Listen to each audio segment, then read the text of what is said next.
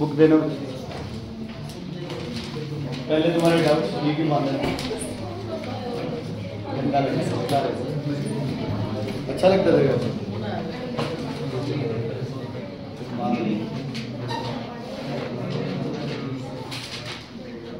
सुनो बच्चे I guess 290 page पे कोई दिक्कत नहीं होगी। अच्छा ये हो गया तो सेंटर ऑफ ग्रेविटी वाला। किसी चीज को अगर फ्रीली सस्पेंड करोगे तो उस पर नेट मूवमेंट कितना आना है बच्चे? जीरो। टोटल क्लॉकवाइज मूवमेंट किसके बराबर हो जाना है? टोटल एंटी क्लॉकवाइज मूवमेंट के नेट मूवमेंट कितना आ जाना है बच्चे? जीरो। समझ आ गई? ओके 292 पे कोई डाउट होगा? 292 पे बेटा सेकंड के ए का भी यही तो अभी बता रहा हूँ कि अगर किसी बॉडी को फ्रीली सस्पेंड करोगे तो उस पर मोमेंट ऑफ फोर्स कितना हो जाएगा? जीरो। जैसे मर्जी सस्पेंड करो, अगर लिखा जाए ना भाई किसी बॉडी को फ्रीली सस्पेंड किया तो सीधा सीधा एक ही जवाब लिख रहे तुमने, net movement equals to zero. हाँ जी, उसके बाद बोलो बच्चे पेज नंबर आई गेस 297 वाला दिक्कत होगी, 296 वाला 6 का सेकेंड। ठीक है, चलो ये क्वेश्चन करते हैं। A metre scale of weight 50 gram force. एक मीटर स्केल है 0 से 100। ध्यान से सुनना बच्चे, ध्यान से सुनना। इसका वजन दे रखा है 50 ग्राम फोर्स। ठीक है, तो ज्यादातर केसेस में हम क्या करेंगे, यहां लगा देंगे 50 ग्राम फोर्स कितने पे? 50। कितने पे? 50 पे। जनरली अपना यही क्वेश्चन ऐसे ही सॉल्व करते हैं। क्यों लगाते हैं 50 पे? क्योंकि 50 इसका क्या हो गया? Centre of gravity. लेकिन अगर क्वेश्चन को पढ़ा जाए, एक मीटर स्केल है जिसका कुछ वजन है, can be balanced at 40 centimetre mark without any weight, without any weight suspended, without any weight suspended. मतलब 40 पे ये बैलेंस हो गया। क्या ये बैलेंस हो सकता है 40? बताओ, हो सकता है? नहीं हो सकता। कैसे हो सकता है बताओ? यार वो लिखी ही अंदर भी नो वेट इज सस्पेंडेड, तो नहीं हो सकता बच्चे। क्योंकि अगर नो वेट सस्पेंडेड है, अगर कोई वेट सस्पेंडेड नहीं है तो मीटर स्केल 40 पे नहीं, कितने पे बैलेंस होगा? 50 पे नहीं। इसका मतलब मीटर स्केल अगर 40 पे बैलेंस है, क्वेश्चन ने बोला है तो बैलेंस तो करना पड़ेगा। इसका मतलब मीटर स्केल यूनिफॉर्म नहीं है। मीटर स्केल क्या है? Non uniform. तो ये वाला जो 50 वाला सेंटर ऑफ ग्रेविटी था ये तो नहीं लगेगा। कोई भी चीज बिना किसी वेट लाए जे बैलेंस हो जाए तो उस पॉइंट ਨੂੰ ਕਿਹੜਾ पॉइंट ਮੰਨਦੇ ਆਪਾਂ ਉਹਦਾ? Centre of gravity. की ਮੰਨਦੇ बच्चे? Centre of gravity. मतलब जेड़ा वेट है 50 ग्राम फोर्स ये कितने पे लगूगा बेटा? 40। कितने पे लगूगा? 40। समझ आ गई? अब क्वेश्चन था किस तरफ वेट ज्यादा है, 0 से 50 या 50 से 100? लगाओ दिमाग में।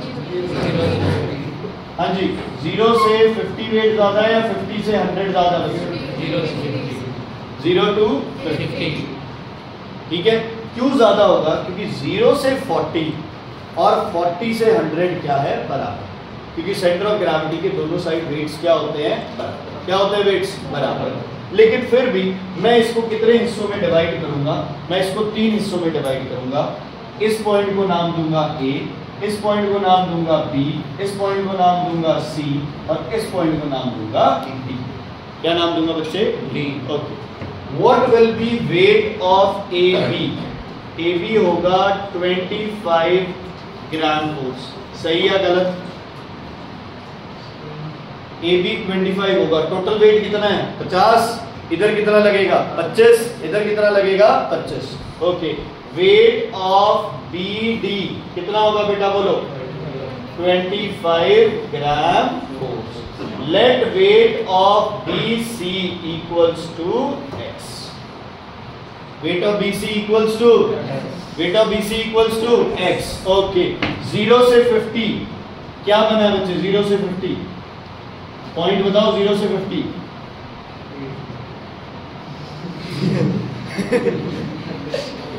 0 से 50 0 से 50 ए सी क्या बना बच्चे? 0 से 50 A C. What is A C? A B plus B C 25 plus x. ऐसे इसका बताओ क्या बनेगा, सी डी, क्या बनेगा, सी डी, क्या B D minus B C 25 minus x बचे। कौन ज्यादा है बोलो, कौन ज्यादा बच्चे, ए सी, 0 से 50 ज्यादा। समझ आ गई बेटा। देखो ਇਹਦਾ ਤੇ ਇਹਦਾ ਪੂਰੇ ਦਾ ਵਜ਼ਨ ਸੇਮ ਸੀ, ਆਪਾਂ ਕੀ ਕੀਤਾ, ਇਸ ਪਾਰਟ ਨੂੰ ਚੱਕ ਕੇ ਕਿਹਦੇ ਵਿੱਚ ਐਡ ਕਰਤਾ, ਇਧਰਲੇ ਚ ਐਡ करता, इधर ऐड हो गया, दूसरे पास से की हो गया सबट्रैक्ट, मतलब इसका वजन इतना बढ़ गया, दूसरे का वजन इतना कम हो गया, तो 0 से 50। समझ आ गई बच्चे, क्लियर है, कोई दिक्कत कोई प्रॉब्लम है तो बताओ। अच्छा, जो जमाई कहते हैं ना, जुगाड़ू बच्चे होते हैं है ना, उन्होंने याद कुछ नहीं करना, उन्होंने सिर्फ अपना कॉमन सेंस यूज करना है, तो वो सीधा बोलेगा कि 0 से 50 में वजन ज्यादा होगा।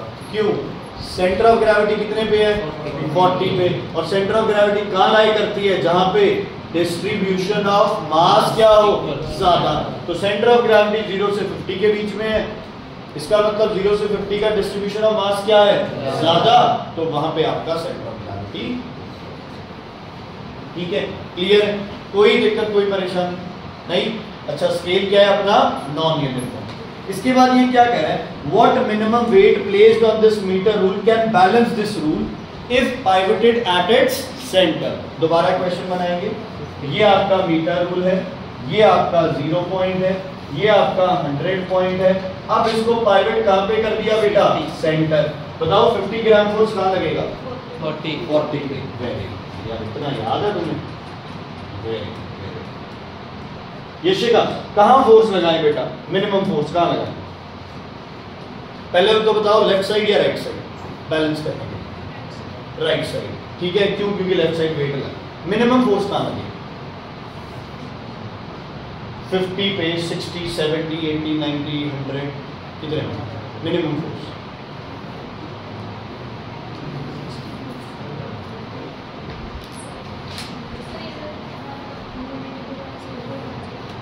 वो सब सही, मिनिमम फोर्स कितना है, फोर्स मिनिमम रखनी है तो डिस्टेंस क्या रखना है, क्या रखना है, ज्यादा।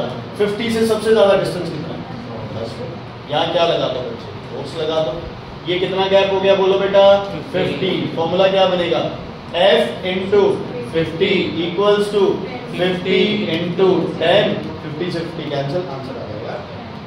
क्लियर है बेटा, ये गड़बड़ नहीं करनी है। ज्यादातर क्वेश्चन आपके नॉन यूनिफॉर्म के आते हैं, जो क्वेश्चन कह रहा है उसके अकॉर्डिंग केड़ा बेटा 40 पे क्या रखे, क्योंकि यदि सेंटर ऑफ ग्रेविटी 40। अब इसने बैलेंस कर लिया ना, तो अब ये कह रहा है फलक्रम यहाँ रखा है लेकिन बिना फोर्स के बैलेंस नहीं हुआ, तो फोर्स के साथ बैलेंस हुआ है, तो इसका मतलब 50 इसका सेंटर ऑफ ग्रेविटी। क्लियर है, समझ आ गई, कोई दिक्कत कोई परेशानी है तो बताइए, दिक्कत है तो अभी बताओ बच्चे, नहीं।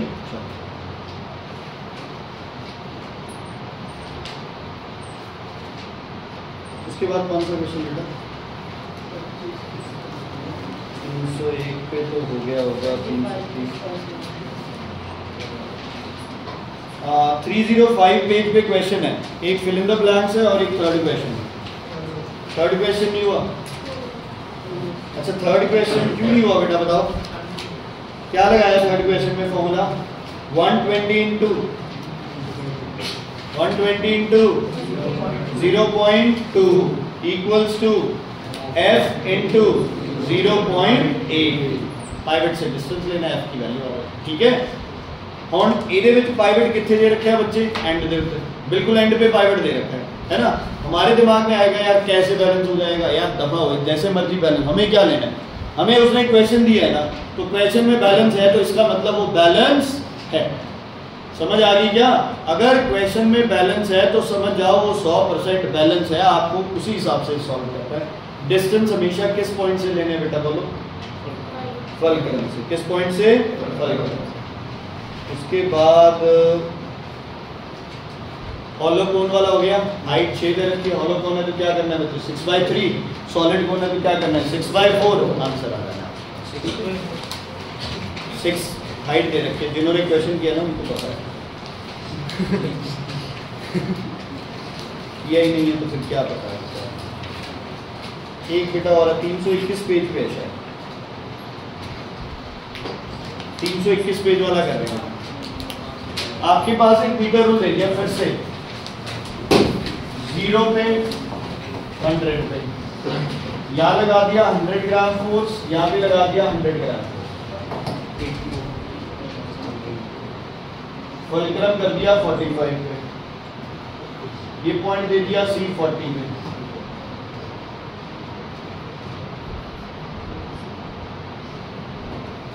हाँ जी बेटा, अगर इस रॉड को यहां से कट कर दिया जाए तो बताओ 0 से 40 का वजन ज्यादा होगा या 40 से 100 का वजन ज्यादा होगा?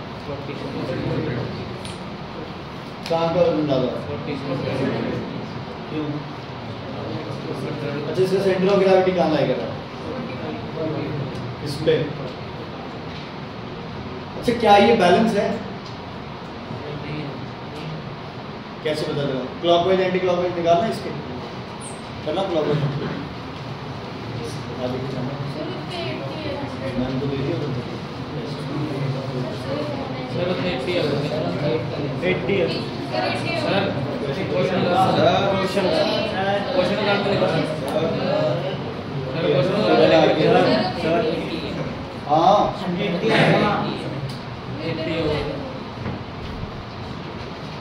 सॉल्व तो करो तुम। इस साइड क्या बना है? 100 इंटू 45 कितना बन गया बच्चे? 4500। इधर कितना बन गया? 100 इंटू 35 कितना बन गया? 3500। कहानी गड़बड़ हो गई है ना? एक तरफ 4500 है, दूसरी तरफ 3500 है, बैलेंस हो सकता है? मतलब ही नहीं बनता। इसका मतलब स्केल क्या है? नॉन यूनिफॉर्म, क्योंकि बुक कह रही है कि स्केल बैलेंस है, तो स्केल क्या है? Non uniform. तो 0 से 80 तक का स्केल था, जिसका सेंटर ऑफ ग्रेविटी अब क्या बनेगा? 45। क्यों? क्योंकि 45 पे जब इसको सस्पेंड किया, दोनों साइड वेट क्या रखे? बराबर, तो स्केल क्या हो गया? बैलेंस हो गया। सेंटर ऑफ ग्रेविटी किस साइड है बोलो? 40 से किस साइड? 80 की साइड। तो किसका वजन ज्यादा? B C का। किसका वजन कम? A C का। समझ आ गई बच्चों? क्लियर है? कोई दिक्कत, कोई प्रॉब्लम है तो बताइए। जिधर नू सेंटर ऑफ ग्रेविटी होगी उधर का वजन की होगा बच्चे ज्यादा, दूसरी तरफ का वजन की होगा कम। समझ आ गया कि नहीं? कोई दिक्कत है तो बताइए। ओके, और बताओ कोई।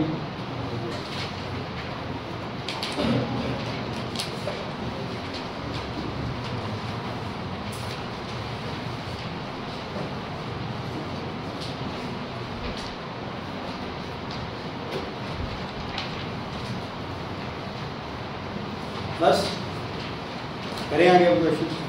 ओके, उसके बाद बेटा देखो, इस चैप्टर में तुम्हें आज मैं कुछ क्वेश्चंस दूंगा करने के लिए मीटर स्केल के। ये चैप्टर के विच आप मीटर स्केल ही बार-बार नहीं करना, प्रैक्टिस करो। दूसरा, इस चैप्टर के अंदर क्या है आपके पास? यूनिफॉर्म कौन सा मोशन है बेटा? Circular motion. Uniform circular motion. किसी भी पॉइंट पे वेलोसिटी या डिस्प्लेसमेंट क्या होती है मोशन के? टेंजेंशियल। क्या होती है मोशन के? टेंजेंशियल। जब भी बॉडी रोटेट करती है तो उसको एक फोर्स अंदर की तरफ अट्रैक्ट करती है, उस फोर्स का नाम सेंट्रीपिटल फोर्स। क्या नाम है?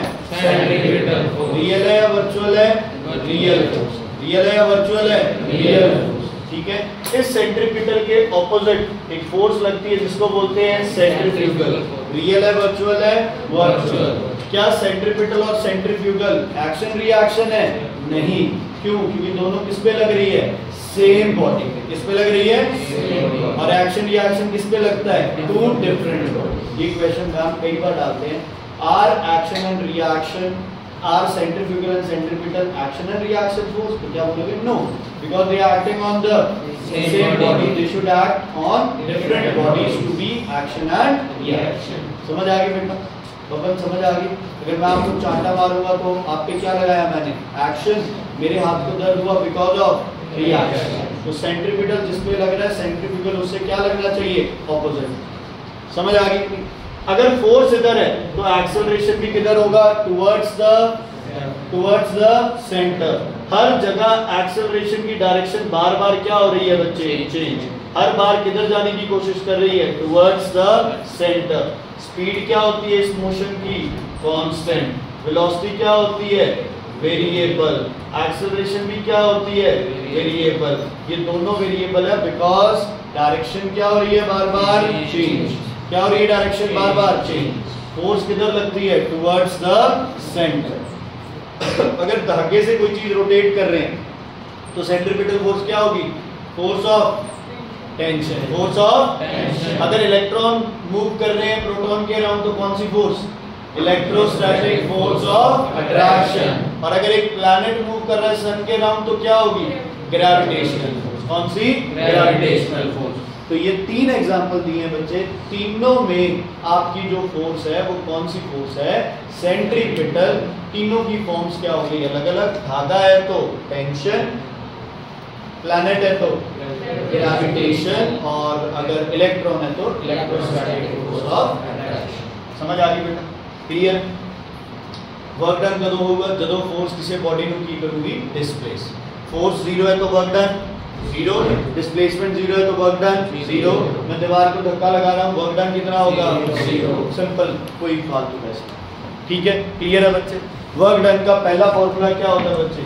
वर्क दा जे फोर्स से डिस्प्लेसमेंट दिखती है तब वर्क डन का फार्मूला क्या होगा? Fs। क्या होगा फार्मूला? Fs। और अगर वर्क डन के साथ एंगल दिया तो फार्मूला क्या बन जाएगा? Fs cos theta. ये बन जाएगा बच्चे Fs cos थीटा। और अगर m, g और h गिवन है तो वर्क डन क्या हो जाएगा? mgh। जेड़ा लोट आਉਂਦਾ है बच्चे फार्मूला कोई ला दो, कोई चक्कर नहीं। ठीक है? m इंटू जी किसके बराबर होता है? वेट या फिर f। h क्या हो गया? s, तो f इंटू s दोबारा होता है। अच्छा एक बात बताओ, अगर u पोटेंशियल एनर्जी है तो u अपॉन h किसका फॉर्मूला बनेगा? पोटेंशियल एनर्जी का फॉर्मूला बोलो।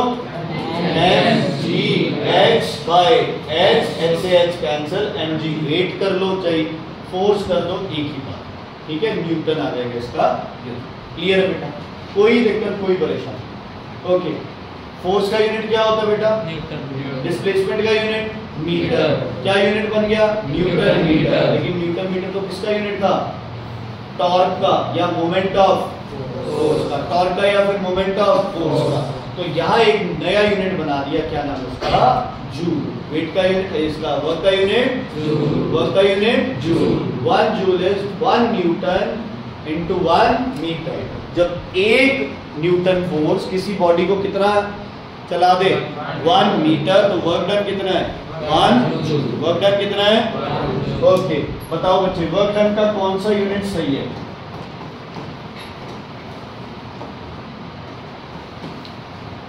बोलो।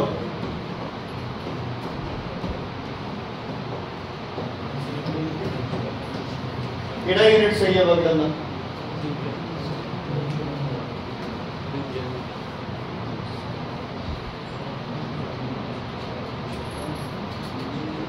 बेटा तेरे हाथ से है ना, एक लिख देंगे कॉपी अगर है तुम्हारे। वर्क क्या होता है? 1 जूल। इसके बराबर 1 न्यूटन इंटू 1। बोलो 1 न्यूटन इंटू 1 मीटर। वर्क का फॉर्मूला, फोर्स का फॉर्मूला पता है किसी को? फोर्स 9th में मास इंटू एक्सेलरेशन। ठीक है? मास का यूनिट क्या होता है? केजी। एक्सेलरेशन का मीटर पर सेकंड स्क्वायर। आकी है मीटर की बन गया यूनिट केजी मीटर स्क्वायर पर सेकंड स्क्वायर। 100% इक्वेशन आएगा इस पे बेस्ड, ध्यान रखना। 100% क्वेश्चन आएगा इस पे बेस्ड। पावर का फॉर्मूला क्या होता है? Power equals to work upon time. Power equals to work upon time. तो पावर का फॉर्मूला वैसे क्या होता है? वॉट। लेकिन अगर इसको टाइम से डिवाइड कर दो तो क्या बनेगा? केजी। बोलो मीटर स्क्वायर पर सेकेंड क्यूब। ध्यान रखना ये वेट या फिर किसका है? एनर्जी का। और ये किसका है? पावर का। 100% एमसीक्यू आना है इनके बेस।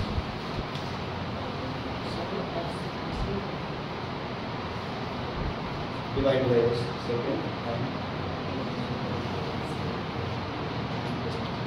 बोलो बच्चे, डाउट है तो पूछो, नहीं बात। जी सुनना नहीं है बेटा, कल से एसी बंद कर देते हैं, गर्मी में पसीने चलेंगे तब नहीं है। क्लियर है बेटा? कोई दिक्कत, कोई प्रॉब्लम? आगे बढ़े। एक ही होता है, से यस। ओके, सुनो बच्चे, work equals to F into S into cos theta. ये कॉस थीटा वाली बकवास वही लगानी है जहां थीटा गिवन हो। बेवजह ये कॉस थीटा लगा लगा के अपना क्वेश्चन खराब नहीं करना है। लेकिन कॉस थीटा में भी ये सीन है, इसमें अगर थीटा की वैल्यू है 0 तो कॉस 0 कितना होगा? 1। फॉर्मूला क्या बन जाएगा? F into S. क्या बन जाएगा? F into S. Work done क्या होगा? मैक्सिमम। वर्क डन क्या होगा? या फिर उससे बोल देते हैं पॉजिटिव। अगर थीटा की वैल्यू है 90, कॉस 90 कितना होता है बेटा बोलो? तो वर्क डन कितना हो जाएगा? कितना होगा वर्क डन? 0। कितना होगा वर्क डन? 0। अगर थीटा की वैल्यू है 180 तो कॉस 180 कितना होता है? -1। तो वर्क डन क्या हो जाएगा बेटा? नेगेटिव। शायद एक क्वेश्चन दिया था मैंने कि वर्क डन नेगेटिव कब होता है? जब थीटा की वैल्यू क्या हो? 180। बेटा तूने इतने बढ़िया नंबर लेके मेरी एक्सपेक्टेशन बढ़ा दी है, तो अब तू ध्यान दे। वैसे हाँ ध्यान दे। तो थीटा क्या है बच्चे? 0। तो वर्क डन क्या होगा? मैक्सिमम। थीटा 90 है तो वर्क डन कितना होगा? 0। थीटा 180 है तो वर्क डन क्या होगा? नेगेटिव। असली वर्क डन नेगेटिव और वर्क डन 0, इसमें से कम कौन है? 0। वर्क डन कौन सा कम है? 0, क्योंकि नेगेटिव का मतलब है वर्क की डायरेक्शन क्या हुई है? चेंज। फोर्स, वर्क और मोमेंट ऑफ फोर्स, ये चाहे नेगेटिव हो चाहे पॉजिटिव हो, इनकी वैल्यूज कम ज्यादा मत समझो। नेगेटिव कम है और पॉजिटिव ज्यादा नहीं। सिर्फ नेगेटिव का मतलब है डायरेक्शन क्या हो रही है? चेंज। डायरेक्शन क्या हो रही है? डायरेक्शन क्या हो रही है? चेंज। दुनिया में फ्रिक्शन हमेशा कौन सा वर्क करती है? नेगेटिव। ठीक है, अगर मैं चल रहा हूं तो फ्रिक्शन किधर लगेगी? इधर। चल किधर रहा हूं? इधर। एंगल कितना बन गया? 180। वर्क डन क्या हो गया? Negative. The work done by friction is always negative. बेटा नेगेटिव और 0 में से मिनिमम कौन है? 0। 0 मींस नथिंग। नेगेटिव है तो इसका मतलब गुरमन जी वर्क डन है, सिर्फ उसकी डायरेक्शन क्या है? ऑपोजिट। क्या है डायरेक्शन? ऑपोजिट। ठीक है बच्चे। उसके बाद एक क्वेश्चन जो बहुत बार बच्चे पूछा जाता है, वो इंसान चल रहा है या वो बैठा उठा रहा है। ठीक है, अब ध्यान से सुनो। अगर आप कह रहे हो वर्क डन अगेंस्ट ग्रेविटी, क्या बच्चे? वर्क डन अगेंस्ट ग्रेविटी, और एक होगा बेटा work done by gravity. Against gravity work कौन करेगा? हम करेंगे। और अगेंस्ट ग्रेविटी वर्क डन कौन करेंगे बच्चे? हम करेंगे। और टुवर्ड्स ग्रेविटी वर्क कौन करेगा? कौन करेगा टुवर्ड्स ग्रेविटी वर्क? अरे कौन करेगा गधो? धरती की तरफ बॉडी गिर रही है, कौन कर रहा है उस पे वर्क? ग्रेविटी। हाँ तो बोलो ना, कौन करेगा? अर्थ करेगी। कौन करेगी? अर्थ। ओके, इसमें फोर्स किधर लगेगी बच्चे? ऊपर की तरफ। इसमें फोर्स किधर लगेगी? नीचे की तरफ। दिमाग में ये चीजें बिठा लो। अगर आप बाय ग्रेविटी या टुवर्ड्स ग्रेविटी की बात कर रहे हो तो फोर्स किधर लगा रहे हो? नीचे। अगेंस्ट ग्रेविटी की बात कर रहे हो तो वर्क किधर कर, फोर्स किधर लगा रहे हो बच्चे? ऊपर। ठीक है, याद रखना। आप जो चीजें मैं करा रहा हूं बेटा, तुम्हें बोर्ड दिखाई दे जाएगा इधर से। अगर आपके पास यहाँ पे बॉक्स पड़ा है ऐसे, इस बॉक्स को उठा के सतनाम जी आप यहां ले गए, ठीक है, तो अगेंस्ट ग्रेविटी वर्क क्या हुआ? पॉजिटिव या नेगेटिव? नेगेटिव। क्यों नेगेटिव हुआ? क्योंकि फोर्स इधर लग रही है और डब्बा भी इधर जा रहा है, तो थीटा की वैल्यू कितनी हो गई? थीटा की वैल्यू कितनी हो गई? 0। तो वर्क डन क्या हो गया मूर्खो? मैक्सिमम। वर्क डन पॉजिटिव रहेगा। Is it clear? जब डब्बा उठा रहे हो तो वर्क डन अगेंस्ट ग्रेविटी क्या कर रहे हो आप? पॉजिटिव। क्या कर रहे हो? Work done by person positive. Work done against gravity positive.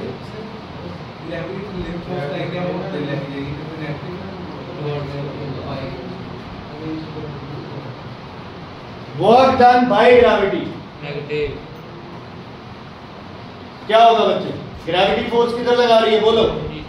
Gravity force किधर लगा रही है? नीचे। डब्बा किधर जा रहा है? ऊपर। कितना एंगल बन गया? 180। तो जब डब्बा ऊपर जा रहा है तो ग्रेविटी उस पर कौन सा वर्क कर रही है? नेगेटिव। कौन सा कर रही है? नेगेटिव। यही जब डब्बा नीचे आ रहा है तो ग्रेविटी वर्क क्या कर रही है? पॉजिटिव। कोई चीज ऊपर से नीचे गिर रही है, आप उसको रोकने की कोशिश करोगे तो आपका वर्क डन क्या होगा?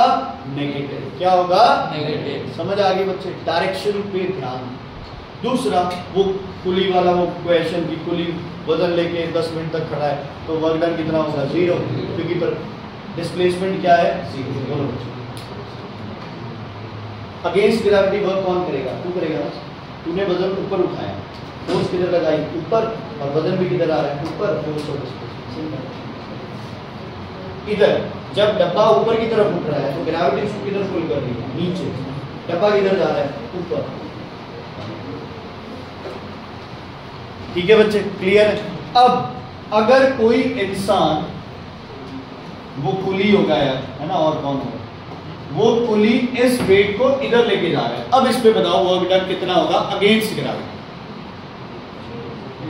अगेंस्ट ग्रेविटी वो फोर्स किधर लगा रहा है बताओ? ऊपर। डब्बा किधर जा रहा है? आगे। कितना बन गया angle? 90। Work done 0। Work done 0। Okay दिवलीन, बाय ग्रेविटी, ग्रेविटी फोर्स किधर लगा रही है इस डब्बे पे? ऊपर या नीचे? नीचे। डब्बा किधर जा रहा है बच्चे? आगे। फिर से एंगल कितना बन रहा है? 90। वर्क डन क्या होगा? 0।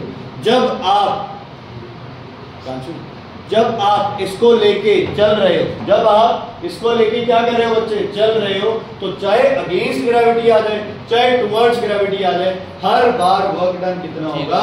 0, क्योंकि एंगल कितना बनेगा? 90।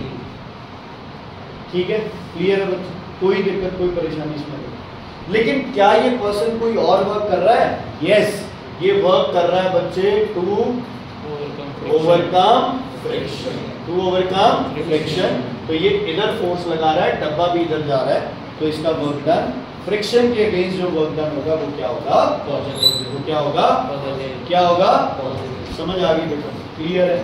कोई दिक्कत, कोई प्रॉब्लम नहीं? ठीक है, एक इंसान स्टेयर से जा रहा है, एक इंसान स्लोप से जा रहा है, एक इंसान सीधा ऊपर छलांग लगा गया, हर बार उसकी पोटेंशियल एनर्जी क्या रहेगी? सेम। क्या रहेगी? वर्क डन क्या हो जाएगा? अलग अलग, क्योंकि जो रास्ता होगा उस पर क्या लगेगी बच्चे? क्या लगेगी उस पर? फ्रिक्शन। एक्चुअल डिस्टेंस देखना पड़ेगा कि कितना बॉडी ने कवर किया, फोर्स इनटू डिस्प्लेसमेंट जो भी वो आ जाएगा। ठीक है बच्चे, क्लियर है? ये वाला पार्ट कंप्लीट हो गया। अच्छा, अगर कोई बॉडी क्या कर रही है? रोटेट कर रही है, अब वर्क डन कितना होगा? 0। क्यों? डिस्प्लेसमेंट नहीं। अच्छा लो, अब क्या होगा वर्क डन?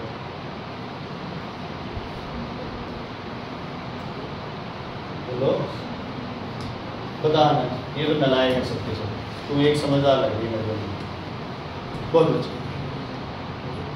वर्क डन कितना होगा?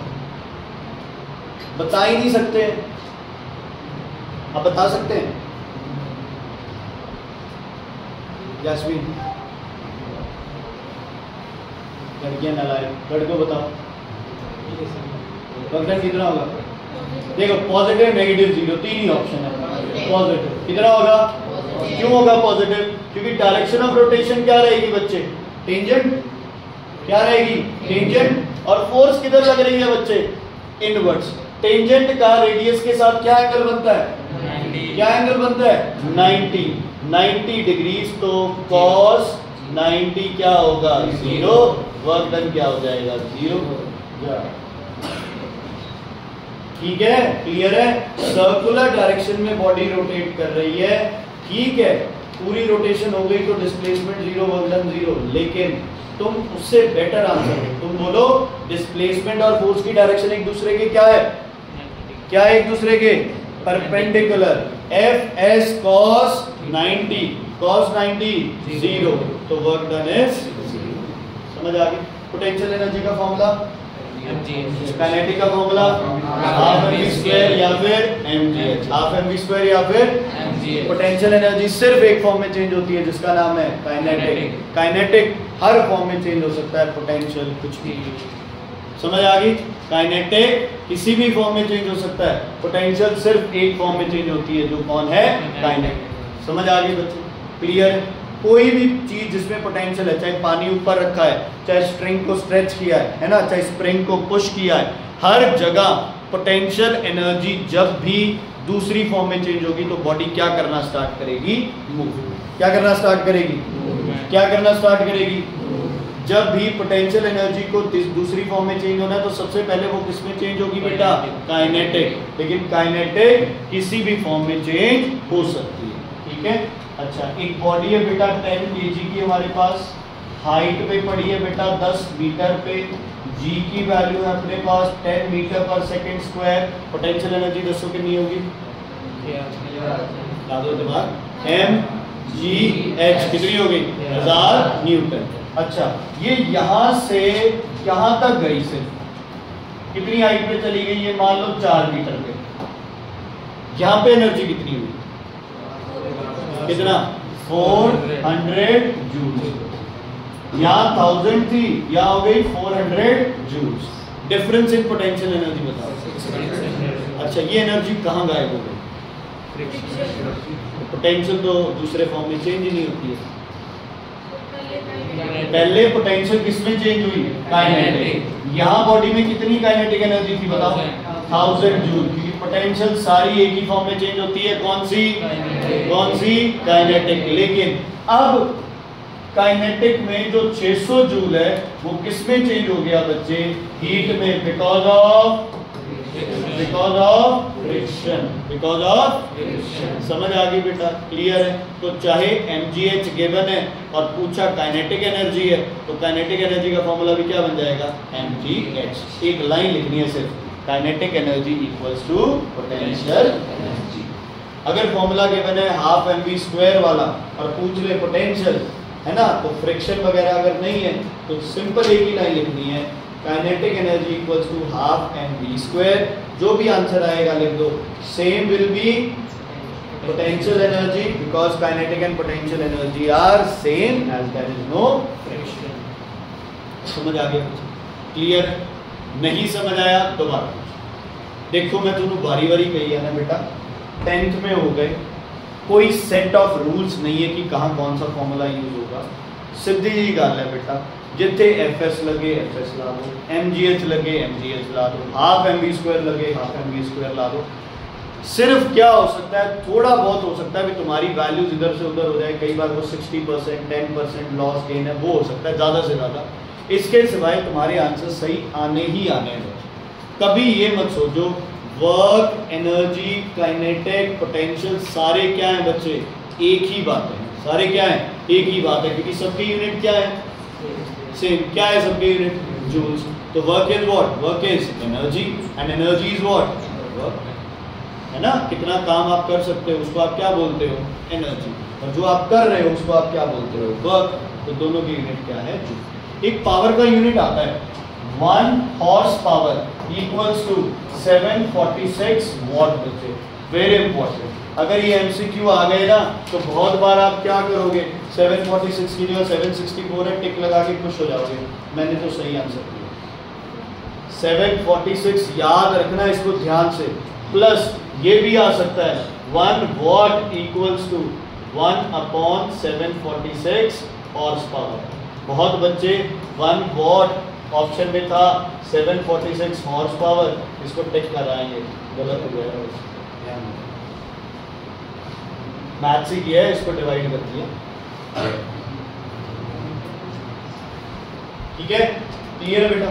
कोई दिक्कत? एक केड़े क्वेश्चन होंगे, पहले क्वेश्चन केड़े किया से दोनों वर्क डन, नेगेटिव कब होगा, पॉजिटिव कब होगा, जीरो कब होगा।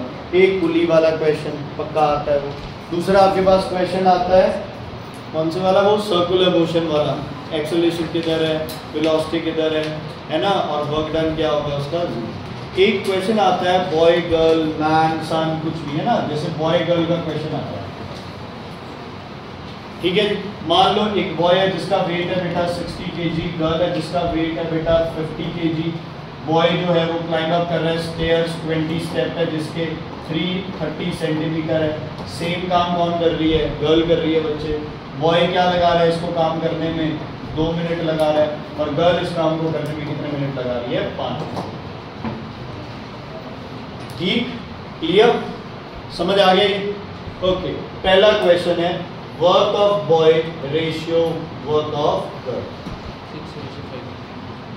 6:5। वर्क का फॉर्मूला कौन सा लगेगा? m गिवन है, h गिवन है, m g h, h कितना है? 600 सेंटीमीटर, किधर से चेंज करा वो मीटर, कितना बनूगा work of boy? 60 into 6 metre into g कितना? 10।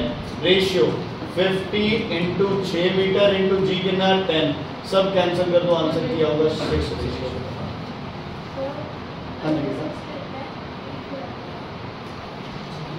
20 इंटू 30 बेटा कितना आ गया? 600 सेंटीमीटर। मीटर से चेंज करांगे तो कितना आ जाएगा? 600 सेंटीमीटर से भी रखो, कोई दिक्कत नहीं, दोनों साइड काट देगा। अच्छा एक बात बताओ मेरे को, जो समझदार बच्चा है ना वो वैल्यूज पुट करने से पहले क्या करेगा? जी से जी, एच तो एच, क्यों कैंसिल एच से एच, जी से जी, मास से मास नहीं होगा, तो सीधा आंसर आ जाएगा क्या? 6:5।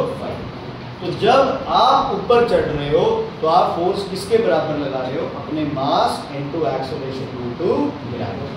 ठीक है बच्चे, हटा दो इसको। पावर पूछ ले आपसे, वर्क तो आ गया ना, अगर पावर की वैल्यू पूछे तो अलग बात है। रेशियो पूछ ले तो work of boy divided by time of boy कितना है? 2 मिनट्स। इसको आदत ही रखो आप सेकंड वाले।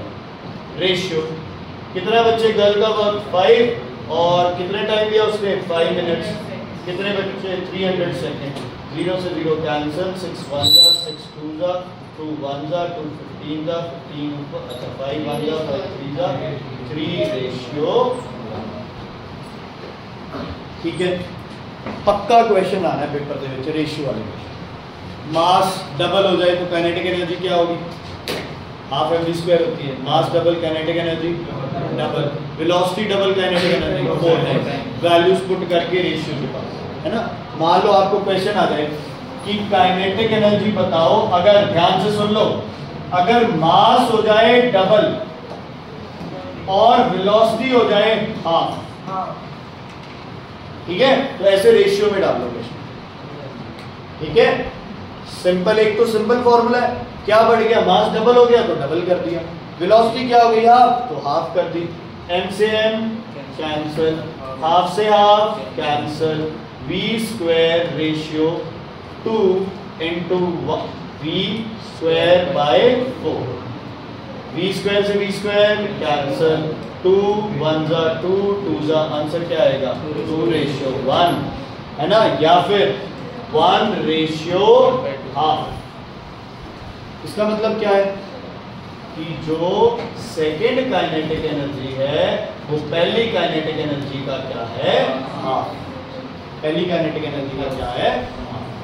हो जाएंगे ऐसे क्वेश्चन, बिल्कुल सीधे सीधे क्वेश्चन, कोई बच्चे इसमें उलट पुलट नहीं होगा क्वेश्चन।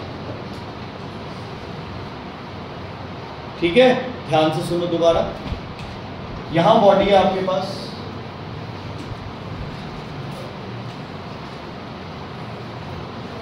यहां बॉडी है आपके पास,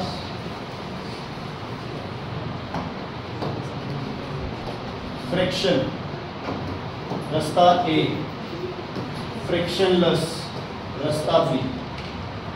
बताओ भाई, वो बॉल वापस इतनी हाइट पे ए रास्ते पे आ सकती है या बी रास्ते पे? ए में क्यों नहीं आ सकती? फ्रिक्शन है तो इतनी हाइट पे नहीं जाएगी, काइनेटिक एनर्जी किसी और फॉर्म में चेंज।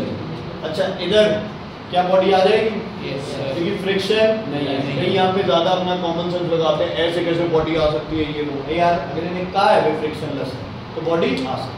ध्यान से सुनो, यहाँ पे पोटेंशियल किसमें चेंज हुई? काइनेटिक, लेकिन काइनेटिक सारी की सारी पोटेंशियल में चेंज नहीं हुई, तो law of conservation of mechanical energy follow नहीं होगा, क्योंकि काइनेटिक किधर से चेंज होगी बच्चों?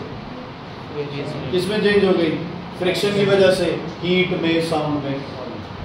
यहाँ जितनी पोटेंशियल थी सारी की बन गई काइनेटिक, जितनी काइनेटिक सी की बन गई पोटेंशियल, फिर की बन गई काइनेटिक। इतने केड़ा लॉ सैटिस्फाइड है, law of conservation of mechanical energy. ठीक है। अच्छा, law of conservation of energy कहाँ लगा ब्रांच, ए में या बी में? नहीं, ए चला कभी उनके वो क्रॉस करता बेचारा कला किड़े से लगुआ बच्चे, दोनों में लगेगा। Law of conservation of energy कहाँ लगता है? कहाँ लगता है? हर जगह लगता है। Law of conservation of energy कहाँ लगता है?